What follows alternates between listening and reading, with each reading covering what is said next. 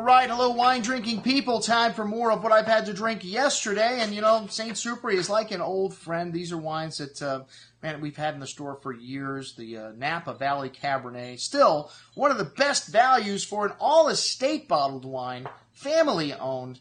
I don't like the plastic corks, though. One of these things, I'd rather see a screw cap on their entry-level whites. Plastic cork just looks cheap. I know some people think the screw cap looks cheap too, but it's a better enclosure, making for more consistent wine. And just in case you have the wine around a few years, it's going to be fresher. These plastic corks always age the wine quicker. Anyways, 82 was their first vintage. These wines all estate bottled. They own 50 acres in Rutherford, 500 acres at Dollarhide Ranch, so this is a big operation. Michael Scholes is back. He left, went to work for Wattle Creek, came back in 2008, and word is Michel Rolland is going to be consulting for these guys. I guess Michael's good friends with Michel, and you know, I can't go wrong with Michel Rolland, man. He waves his magic wand over the barrels, and all of a sudden, the point scores go up. It's amazing how that happens. Anyways, these wines still very good right now, even without the help of the great Michel Rolland. 2012 Sauvignon Blanc, all stainless steels, a good amount of green melon and guava, kind of white grapefruit, citrus fruit, a hint of fresh-cut grass, and lovely fresh melon and fig fruit on the tongue. Really clean and refreshing, a light but pleasant finish. At $15, very good little wine. The Dollarhide Ranch, just all estate fruit from a single vineyard, a higher elevation. They've got a lot of different elevations on this property. And aged Surlees to get a little more richness in this wine. A lot of ripe melon and guava, green fig fruit, notes of pineapple, citrus. Slight musky note to the nose also. Nice richness on the tongue with a good amount of that fruit in the mid-palate. Pineapple, ripe melon with a tangy mineral lace finish. Excellent juice at $27. And then the blend, the Vertu. Virtuous is what that means, and it's a blend of Sauvignon, 60% Sauvignon Blanc, 40%, aged on the lees for 6 months. This wine does see some oak, and lovely balance here, that fresh pear and fig fruit on the nose, honeydew melon, touch of vanilla spice, some gravelly, minerally notes, really nice richness showing on the tongue with a creamy texture, layers of that melon, fig, and pineapple fruit, and nice complexity here. Excellent juice at $22.50. I like this wine slightly better than Dollarhide Ranch Sauvignon Blanc, which is a little bit more expensive. We like it when that happens. All right, the Cabernet Sauvignon from Napa.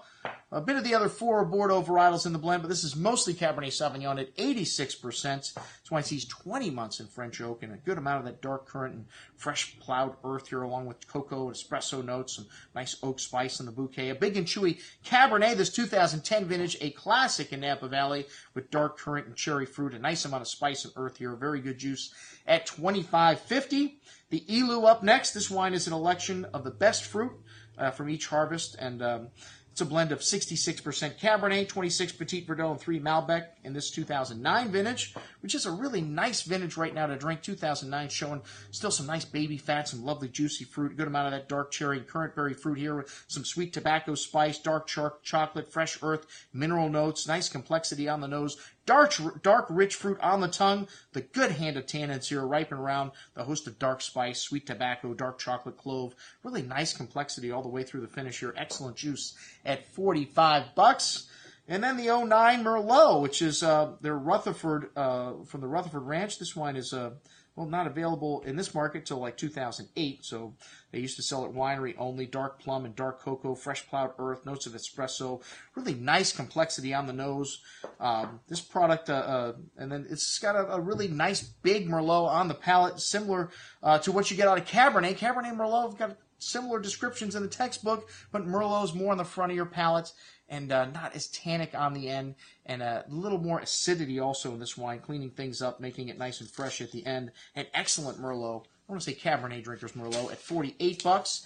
And then the two big boys, the Dollarhide Ranch wines. These is the estate bottle, the best juice, a single vineyard from their Dollarhide Ranch, aged for 30 months in French oak in 07, a little less time in 09, 28 months, both of these wines.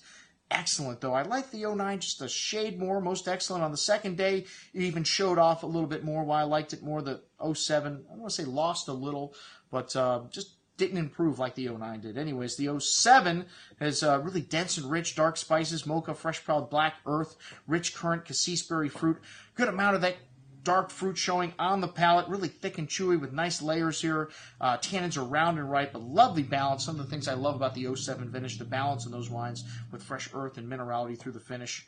Excellent juice. At $79.50, both of these wines, like I said, a little expensive, but hey, this is their best juice. They make a limited amount of these two wines, and the 9 had a little bit of Merlot in it, 2%, the 07 100% Cabernet, and this wine really rich also, currant cassis-berry fruit, toasty oak spice, dark earth, big and chewy on the palate with layers of that sweet ripe fruit, really concentrated and just echoing that nuance from the nose through the finish.